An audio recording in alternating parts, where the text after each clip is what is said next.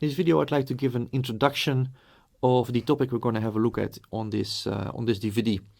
So the Tarrasch Defence starts with the moves d4, d5, c4, e6, knight c3.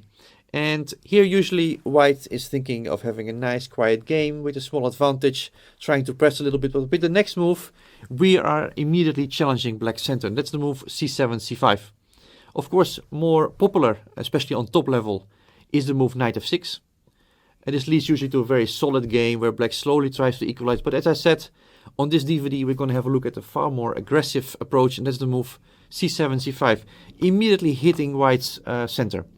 This move has been used by some of the very best players in the world. In the past, Spassky used it, Kasparov himself, the boss, used it famously in his match against Smyslov, and later, less successfully I should say, in his match with Karpov. In more recent times, Grishuk is one of the exponents of black, defending black's honor in this position.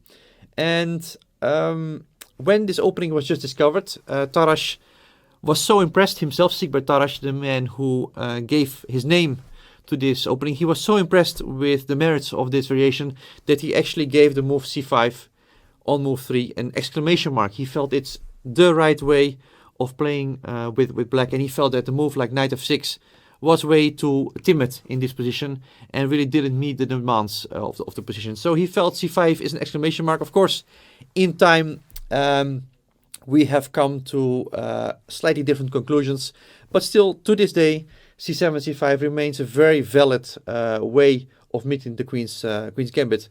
Now, in Tarrasch's time, the reason probably why he felt so good about this move c7, c5 is because in those days, people didn't really know how to meet these moves. For instance, very often seen move was the move 4 e3, a very timid move, very passive move, and obviously not really giving black any advantage. We're going to have a look at this move obviously later on in the theoretical section of this DVD, but for now it's enough to know that this was not the way to refute this line, or even an attempt to do so. Another important point to make is that after c5, the normal developing move knight f3 doesn't really work as well, because black can take on d4. As I said, black is challenging the center and it's taking on d4 immediately. And there's no really good way of taking back for white. If you take with the queen on d4, then knight c6 comes with tempo. The queen has to move again, as it's attacked now. So that's obviously not very ideal. But taking with the knight back on move 5 is also not ideal, because it can often be hit by a move like e6, e5, giving black a very easy, comfortable game. That's why white usually takes on d5 in this position. He takes d5. And also here, moves like e2, e3 have been tried, but they're not really very critical. We'll have a look at it, obviously, as we're going to have a look at all the theoretical lines connected to this opening. But what is important to note at this juncture is that black is not losing a pawn, because at first sight, it may look that white can just take on c5. And indeed, after bishop takes c5, white would take a healthy pawn on d5, and that would be the end of it. However, after the move d takes c5 on move 5, we're not playing drafts, fortunately. I find chess a far more interesting game.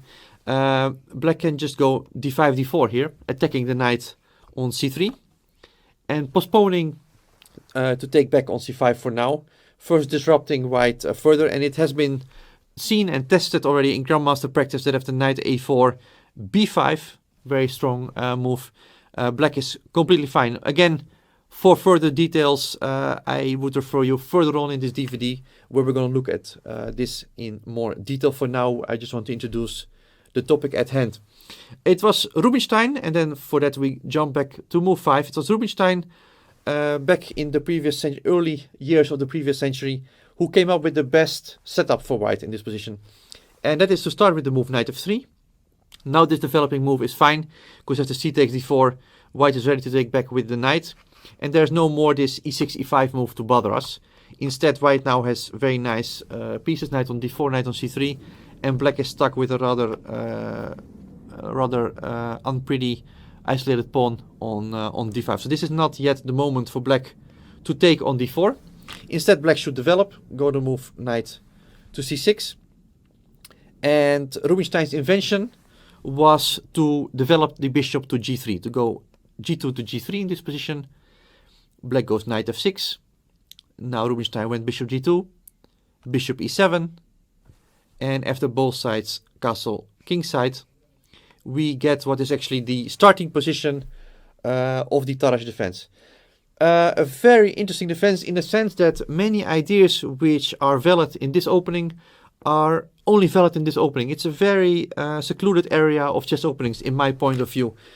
Some very original ideas arise in this opening, and I'm not surprised that Kasparov used it so successfully, because as we all know, he was far ahead of his time opening wise, and also here he created a whole new area of ideas, which we're all going to have a look at obviously on this DVD.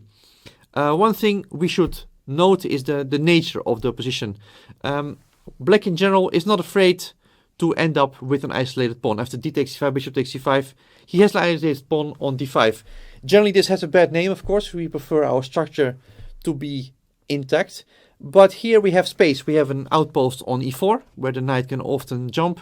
We have active pieces and easy development. The bishop can also come out from c8. And that is really the question of this opening. It's activity versus structure. And that's what we're going to have a look at. We're going to start this DVD with a little strategic section. I'd like to point out the various ideas that what is this opening about, what are typical ideas, typical maneuvers to have a look at. And after that, we're going to have a theoretical section where I hopefully can show you the right moves so that you can play your games successfully. I had a lot of fun organizing the material for this DVD. I got so excited. I played 2 games myself recently with the black pieces with very reasonable results. I made 2 draws with black, both very interesting fights. With white, I also have a lot of experience in this opening, and I always had trouble to combat the dynamic ideas that black has in this position. So for me, it was also a very interesting journey to prepare this DVD, and I hope you'll have a lot of fun looking at all the hours material ahead that I prepared for you.